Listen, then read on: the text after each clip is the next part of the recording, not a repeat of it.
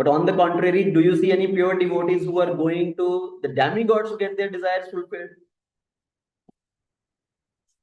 The story of Dhruva Maharaj.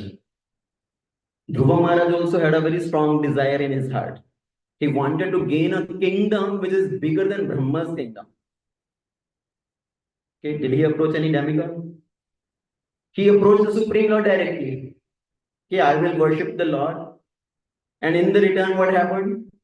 He performed a lot of austerities following the instruction of his guru Narad Muni.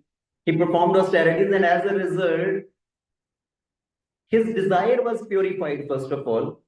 He was worshipping for two primary reasons. And if you know those reasons, you will be thinking, what a great reason, right? To worship the Supreme Lord.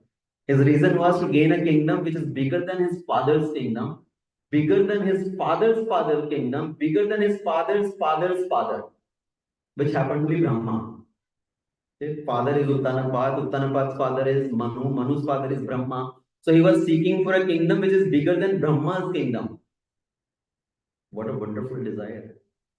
And the second reason, he was worshipping the Supreme Lord to take revenge from his stepmother. My stepmother shouted at me, yelled at me, now I want to show her.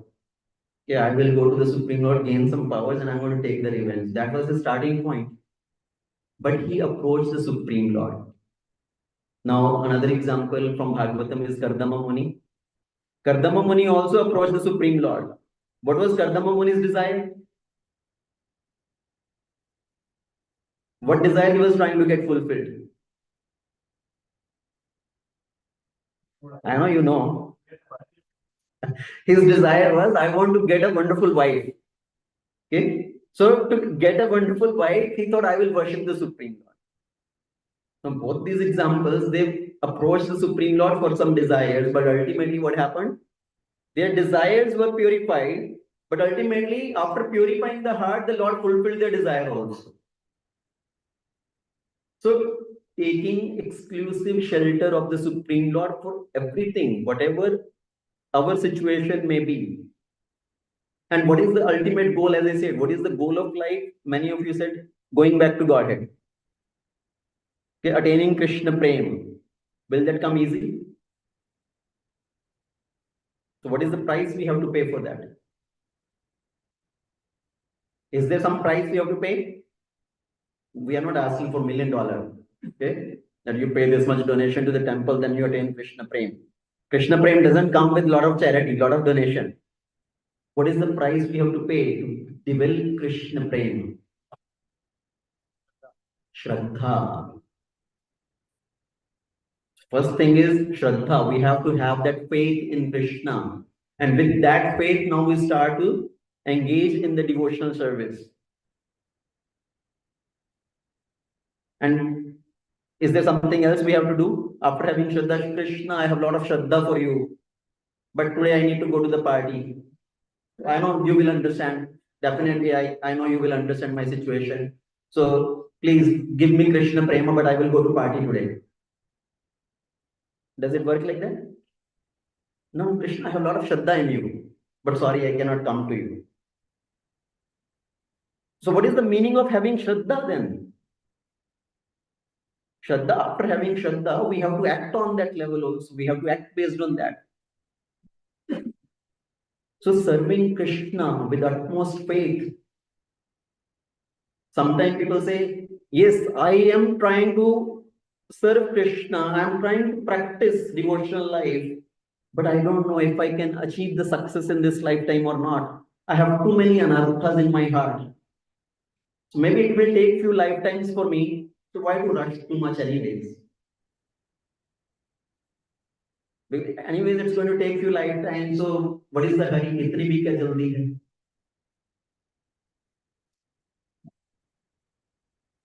Can we attain Krishna in one lifetime? No? Yes? Can we attain? Pakka? Full confidence? Okay. Then are we acting on that level?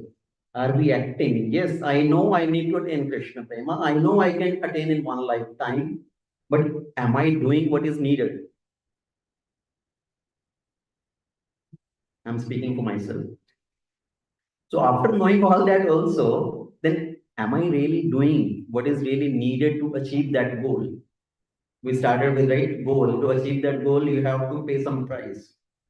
And what is the price? Actually, to pay that price to attain Krishna Prema, it is the utmost faith in Krishna, in the authorities, in the spiritual master, and then acting based on that with eagerness. That eagerness, that is the price we have to pay. Some people have more confidence in their anarthas than in the mercy of the Lord. Okay? My anarthas are so great, I don't think I can attain Krishna Prema or I can attain Golokadam in this lifetime. I have to wait few lifetimes. So let me go slow anyways because anarthas are too big. So they have more confidence in their anarthas rather than in the mercy of the Lord. To go back to Godhead to attain Krishna Prema, it's not really our endeavor. Yes, we have to do our endeavor, but ultimately it depends on Krishna's mercy. When Krishna sees, yes, we have genuine desire, we have genuine faith in Krishna, ultimately it depends on Krishna's mercy. Most of you have heard the story of the Brahman and the cobbler. His great Jugal Kishore Prabhu, he mentioned briefly that story yesterday in his morning Bhagavatam class. He was just trying to take the lesson out of that. So, how many of you heard the story of Brahman and cobbler? Should I repeat it briefly?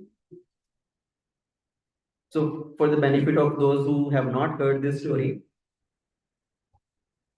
once Narada Muni is transcendental creature.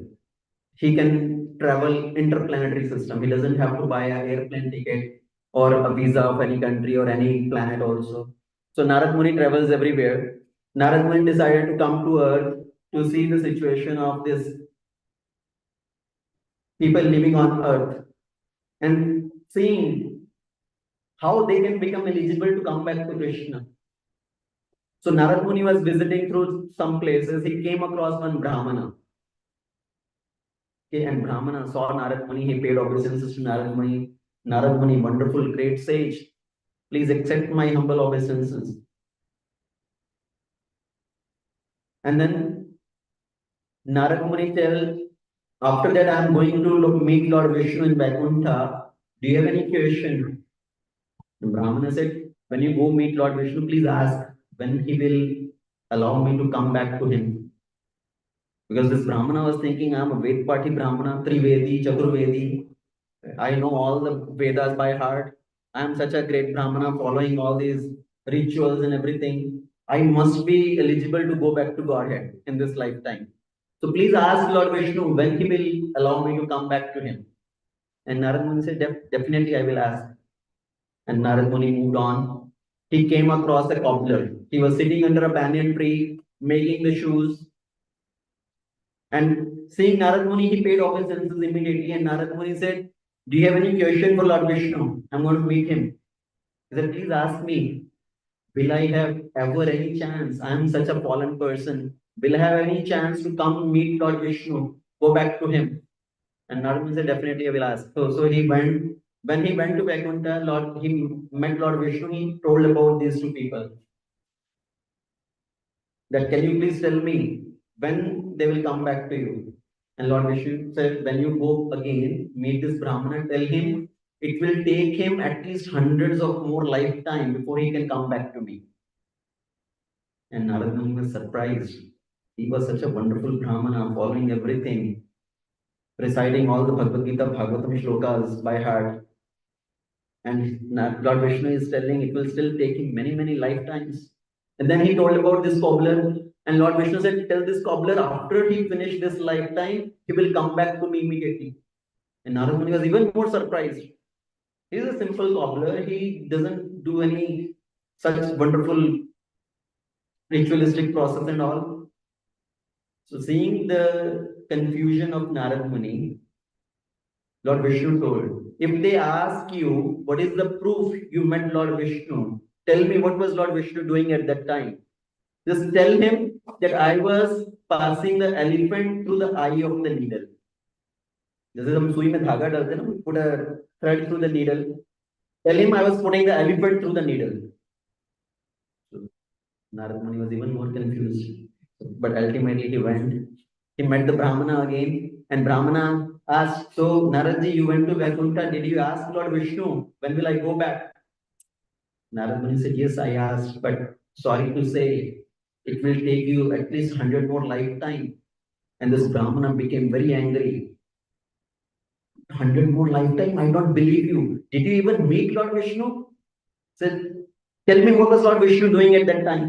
"Oh, he was passing the elephant through the needle, eye of the needle." "See, you are a blunder. I knew you are some fancy dress competition, putting this dress and roaming around. You did not go to Lord Vishnu. I don't trust. How can somebody pass the elephant through the eye of the needle?" And Narad Muni immediately understood. See, that's why Lord Vishnu was telling it will take him some more lifetimes before he becomes purified. Because he does not even have faith in the Lord, even though he is doing all sort of things, all the ritualistic things, but he doesn't have faith in Lord. He does not understand the potency of the Lord. What Lord can do, what is he capable of?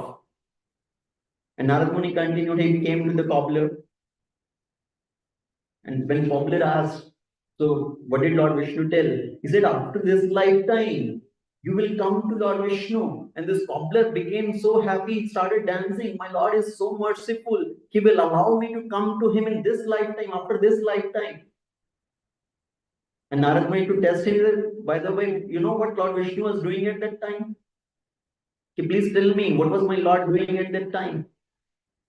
He said, "Lord was passing the elephant through the eye of the needle." And this cobbler, he became even more ecstatic and started dancing. "My Lord, he can do anything." Narada, you trust this? Can he do that? Why not? See, look at this banyan tree. If the Lord can pack this banyan tree in a small seed, why not he can pass the elephant through the eye of the needle? So that is the level of trust. That is the faith. Somebody has the faith in the Supreme Lord, that Shraddha. Shraddhavan labate jnanam. Tat param samyat indriyam. So these are the qualifications to attain the Supreme, to have that faith, that confidence in the Supreme Lord, to have that eagerness to attain the Lord. So we have to make that as a goal. First of all, that what is the goal? I want to attain Krishna. I want to attain Krishna prema, and for that, yes, I have to do something. After knowing that, also people come to the process, they come to the temple, they come in the association of devotees. Still, why some people are not able to progress in bhakti? Here is the answer. In Bhagavad Gita chapter 2 text 44, Lord Krishna says, "Bhogeshware prasaktanam tya aparita chetasam vyavasayatmika buddhi samadho na vidhiyate." In the minds of those who are too attached to sense enjoyment and material opulence, and who are bewildered by such things, the resolute determination for devotional service to the Supreme Lord does not take place. To attain the goal, it requires some level of austerity, right? It requires some level of endeavor. And to attain Krishna Prema, it requires, Krishna has earlier mentioned, Vyavasaya Atmika Buddhi. One has to become very single pointed. Like the example of that IIT topper, very single pointed. My goal is to crack this exam. I will do whatever it takes. I will sacrifice everything for that. So Vyavasaya Atmika Buddhi, single pointed attention. But in Bhakti, why that single pointed attention does not come? Bhog Aishwarya Prasaktanam. Somebody who is attached to Bhoga. Bhoga means sense enjoyment. Aishwarya, opulences. If somebody is looking for his personal enjoyment, the comforts, the opulences in life, then his mind does not become single pointed. His determination does not become single pointed. Jibhera lalasa iti uti dhai. Right? To satisfy one's tongue, satisfy one's senses, one is just roaming here and there. Oh, today this new restaurant opened up, let me go check it out. Oh, tomorrow this party, let me go check it out. Today this grad party, tomorrow that grad party. So people just keep going here and there for their different activities, different enjoyment propensities. That's why the single pointed attention does not take place.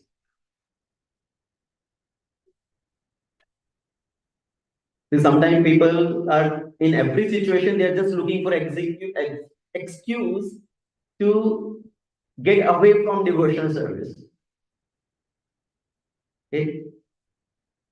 I will tell you one example from the college time. In college time, the students, they have so much of flickering senses and enjoyment propensity, living in the hostel every evening, going here, going there. Okay, one evening it's rainy weather. Okay, and this person comes to me. Hey, today it's raining weather. I feel like eating samosas. Let's go eat samosas. Next day it's very nice sunny weather. Or today is very sunny. Let's go to the lakeside. So something or other, always looking for enjoyment. So here also in spiritual life also what happens? We say, please come to temple. Please come attend Sunday Feast program. Please come to Bhakti Viksha program. And people will keep putting it to tomorrow, tomorrow, next week, next week, next week. Why?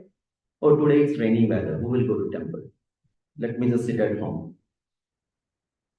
Oh, today it's nice sunny weather. Let's go somewhere sightseeing. So either it's a good weather or bad weather. Ultimately, what is they are looking for? Enjoyment. So Bhogeshware Prasaktanam Tya Aparta Chetasam, their intelligence is kidnapped. Their intelligence has been kidnapped because of this propensity to enjoy, and they are not able to perform these austerities. Our tendency is like a monkey mind. Okay, monkey is always looking for some sort of enjoyment. He cannot control. Even if there is one monkey who decides, tomorrow I'm going to do austerities. And if other monkeys come to know, what will happen? They will discourage. Hey, no, you cannot do this. Hey, outside there is so much enjoyment. What is the use of this austerity? Once one monkey decided, tomorrow I'm going to do Ekadashi fast. And I'm going to do Nirjala Ekadashi. What mistake he did is he told his fellow monkeys, hey, tomorrow I'm going to do austerity, Nirjala Ekadashi fast. And other monkeys, oh, tomorrow you're going to do Ekadashi, Nirjala. You know what happens after fasting for whole day Nirjala without drinking water? Next morning, you may be too weak. You may not have any capacity to jump on the branches to pluck the fruits. So better you already pluck the fruits and keep it with you. Because what happens after fast observing the austerity, even if you don't have any strength, what will you do then? And this monkey said, yeah, this is a very good idea.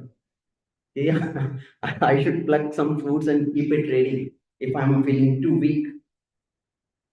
And then the other monkey said, that's very good. Now you have the fruits ready. But what after fasting Nirjala Ekadashi whole day, you don't have any strength to even cut the fruit or put the fruit in your mouth and chew on that. You even have that much strength. You should cut the fruit and keep it ready. So you can just directly put in your mouth. The monkey said, yes, very nice proposal actually. That's what I should do. So he kept the fruit very close, ready next to his mouth. As soon as Nirjala Ekadashi is over, I'm going to chew on that. So what happens next?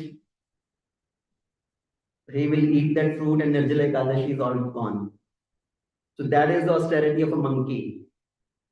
And in this world also, many of us, I'm speaking for myself, we are like that monkey. When it comes to austerity, we think of doing this and that, and then something or other comes and think, okay, I will do next Ekadashi. Now I will come to temple next week. I will do this next time. So we keep telling next, tomorrow, kal, और कल करते करते क्या होता व्यक्ति का काल आ जाता. So we need to take the devotional life seriously. I'm quoting one example from Srimad Bhagavatam, again the story of Dhruva Maharaj, which I already mentioned. So this very beautiful text from Srimad Bhagavatam, Canto 4, Chapter 12. Dhruva Maharaj attained an exalted position at the age of only 5 or 6 years after undergoing austerity for 6 months. Alas, a great Kshatriya cannot achieve such a position even after undergoing austerities for many, many years. Okay, so it's quoting the example of Dhruva Maharaj. I asked this question earlier, can we attain Krishna in one lifetime?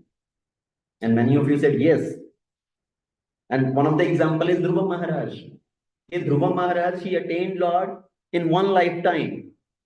Not even one lifetime, within 6 months, he was able to see the Lord face to face. And many, many great Kshatriyas of much elderly age of them who are performing great austerities, they cannot attain. Then how was Dhruva Maharaj able to attain? So in the purport, again I am writing or putting some part of the purport here. Dhruva Maharaj is described herein as a Kshatriya Bandhu, which indicates that he was not even fully trained as a Kshatriya. He was merely 5-6 years old.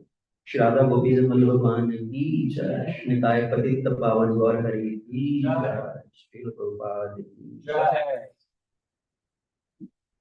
So Dhruva Maharaj, he was not even trained fully as a Kshatriya. He was just 5-6-year-old boy. And Narad Muni gave instruction to Dhruva Maharaj. Dhruva Maharaj said, I have this desire, I want to attain, I want to seek the Lord face to face to ask for my desires. Can you tell me some method? And Narad Muni actually tried to dissuade him, to discourage him. No, you are a small child, go back home. And Dhruva said, if you can tell me how I can attain, then you are welcome. Otherwise, please you go your way. If you are ready to help me, you are ready to tell me how I can attain this goal, please tell me. And then Narad Muni instructed Dhruva that you perform austerities, please Lord Vishnu. So Dhruva Maharaj, what did he do? He followed the instructions of a Vaishnava Guru. He performed austerities as per the instructions of the Guru, and he did not approach anybody else of this world. He did not go to any other powerful person, any other powerful personality, any other Devi Devata. He approached the Supreme Lord directly.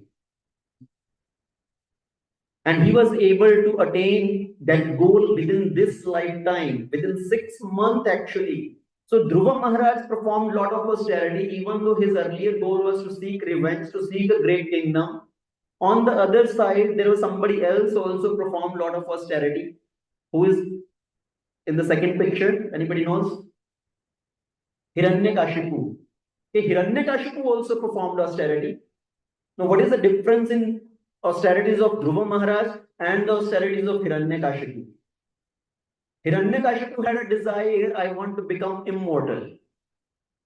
Okay, so that I will never die. Dhruva Maharaj wanted to see Lord Vishnu face to face. Hiranyakashipu's purpose was, I want to kill Lord Vishnu. That was his purpose of performing austerity. I want to gain strength. I want to become immortal. Ultimately, I want to kill Lord Vishnu. Dhruva approached a Vaishnava Guru. Hiranyakashipu did not approach a Vaishnava Guru. Dhruva performed austerities as per the instructions of Guru. Hiranyakashipu performed austerity as per his own concoctions. And whom did Hiranyakashipu approach? He said, I will approach Brahmaji. I will get the boon from Brahmaji to become immortal so I can kill Vishnu. And ultimately, at the end, what happened? In case of Dhruva Maharaj, when he was performing austerities, the whole world was getting choked up.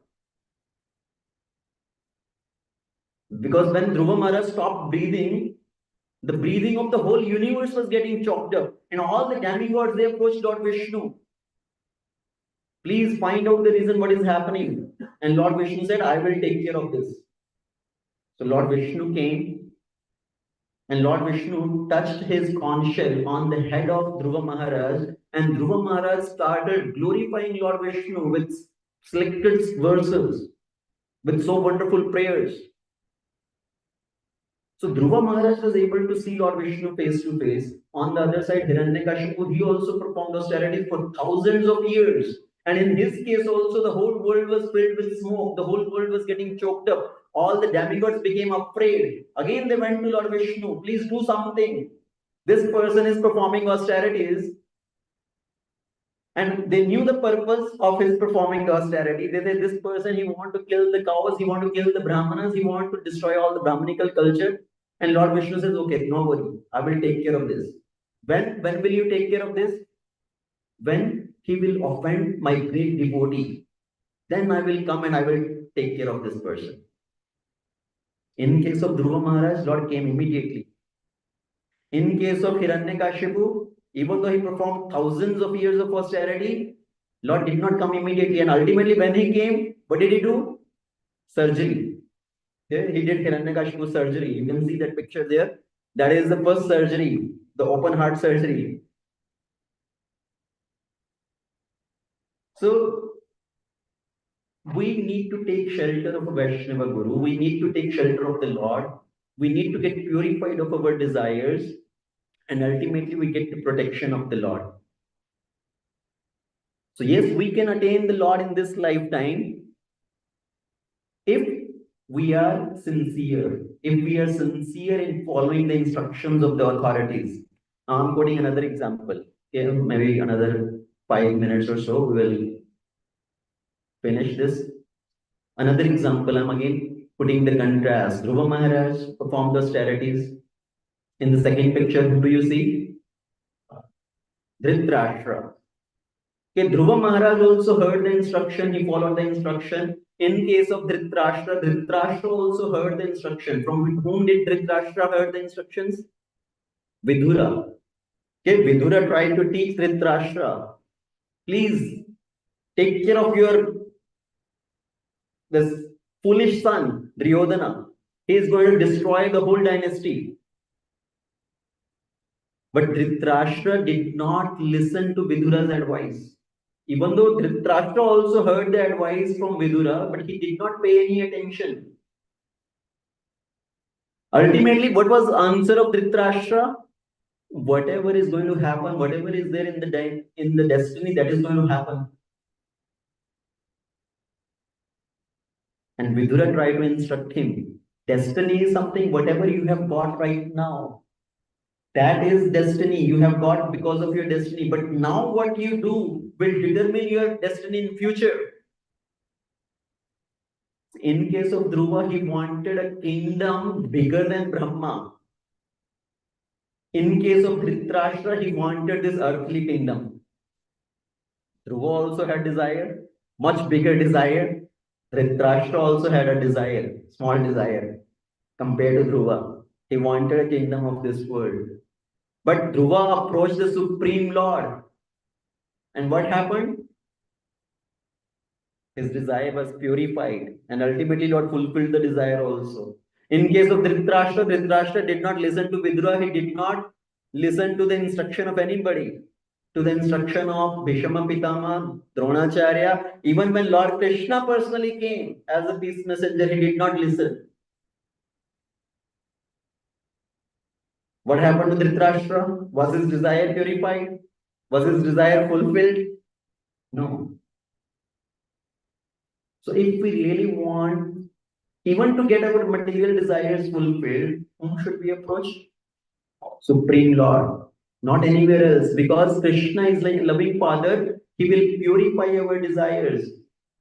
And coming back to the example, I said this devotee was telling, can't we approach Devi Devatas for some desire? Why trouble Krishna all the time? So why do you want to approach the Devi Devatas? Why not Krishna? Krishna can also fulfill the desires. Prabhuji, but the problem is Krishna first purifies. So when I'm already purified, then I will not have the desire to enjoy, but I want to enjoy. So problem is if I approach Krishna, then Krishna is going to purify. So somewhere in the heart, maybe that is what is lacking, because we are looking for enjoyment of this world also. We are not desiring that purification. Bhogeshwarya prasaktanam tya apharta chetasam. Our intelligence has been kidnapped because of the desires to enjoy. And I think this is final. So who is a serious devotee? Who can be considered as a serious devotee? I'm not asking for names. I'm asking for categories. Okay? Don't tell me, oh, that Prabhuji is a serious devotee. Now, I'm not asking for names. You don't have to quote any name. What are the categories for something to be considered as a serious devotee? Only desire to please Krishna. Only desire to please Krishna. Yes.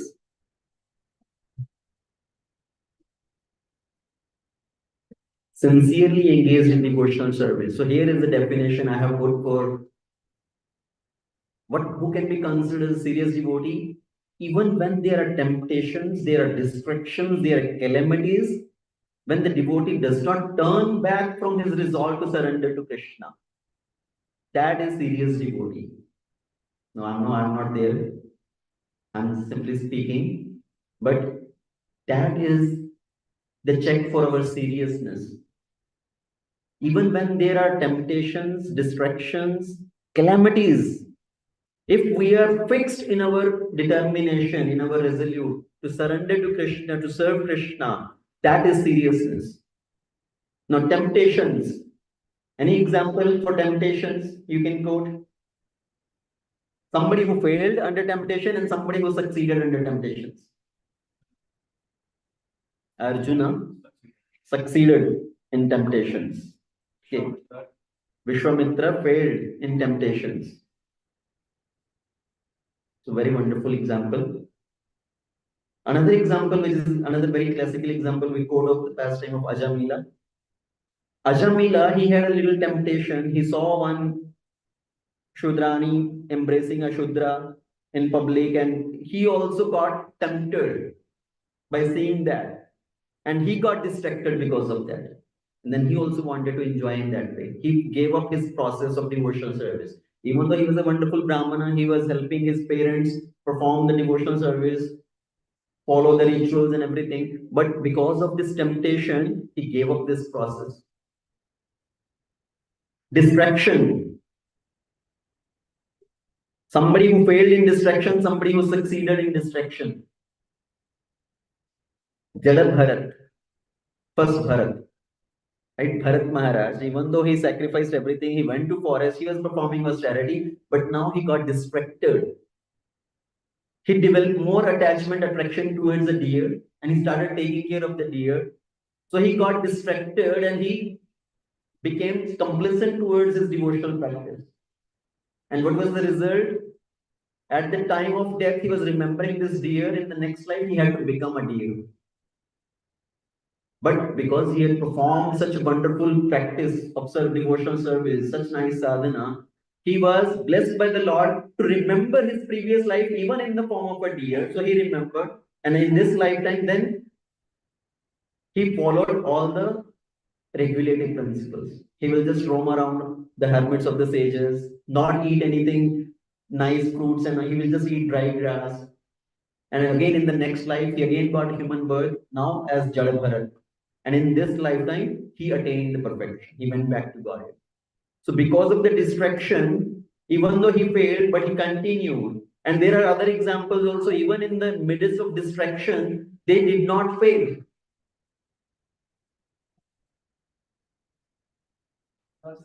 Haridas Thakur. We can quote this example for temptation also, for distraction also. Okay, and then calamities. Somebody in the midst of calamities, somebody did not budge from their process of devotional service. Kunti Maharani, Prahlad Maharaj, right? Prahlad Maharaj had to face so many calamities. His own father was trying to kill him. Why? Because he was chanting the name of Lord Vishnu. Hiranyakashipu, he was so envious towards Lord Vishnu. He wanted everybody to chant his own name, Om Hiranyakashipu Namaha, rather than chanting the name of Lord Vishnu. And his own son was such a wonderful devotee, and he could not tolerate that. What was the problem? The whole world is chanting your name. One small child is chanting the name of Lord Vishnu. Let him be happy. You also be happy. What is the problem? No, he could not tolerate that. That was the ego, proud. And he was trying to kill his own son. trying to throw him from the top of a cliff, trying to put him under the feet of an elephant, trying to put him under the spit of snakes, feed him poison, try to kill him through various weapons. Prahlad Maharaj had to face so many calamities. Prahlad Maharaj could have thought, this is so difficult to perform devotional service. Chanting the holy name of the Lord, it is risk to my life. My life is in danger. Better let me give it up. Did he do that? Prahlad Maharaj, he stayed fixed, having full dependence on the Supreme Lord. That is the example of a serious devotee.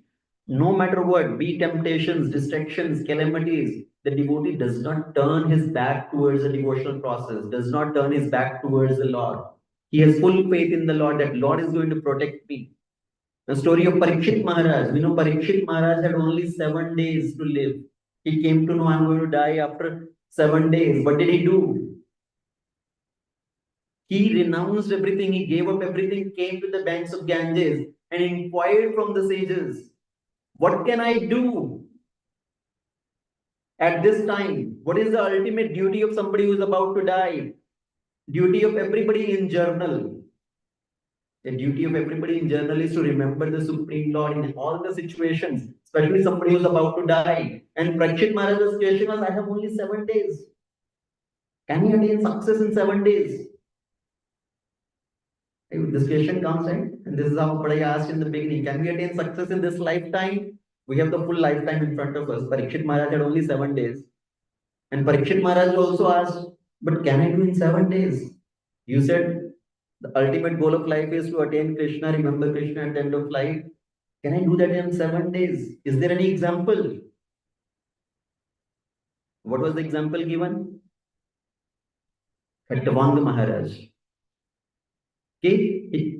Shukdev Goswami quoted the example of Khattavanga Maharaj. You are talking about 7 days. I will give you an example. One Muhurat. There was this person, Khattavanga Maharaj. He had only one Muhurat of lifetime left. How much is one Muhurat? About 40 to 48 minutes. Okay, that is the duration of one Muhurat. Then he attained the perfection of life in one Muhurat time frame. You have 7 days. Come sit down. I will talk to you about Krishna. You hear about Krishna with full attention, you will attain that perfection of life. So for us also it's possible. We can attain the perfection of life. We have to become serious. You become serious otherwise now or otherwise it's going to be too late. And so become serious before the time runs out. We want to attain Krishna Prema, but we cannot attain Krishna Prema while sleeping till 6 o'clock, 7 o'clock in the bed, and then hope today I will get Krishna Prema. For that, we have to do something.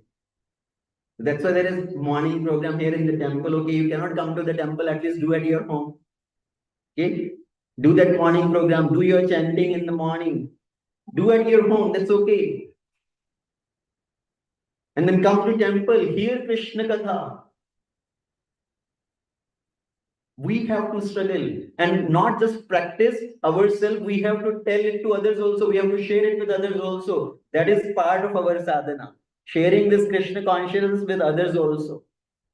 What is the last statement in Bhagavad Gita at the end? Krishna says, who is most dear to me? Somebody who shares this knowledge with others also, he is most dear to me.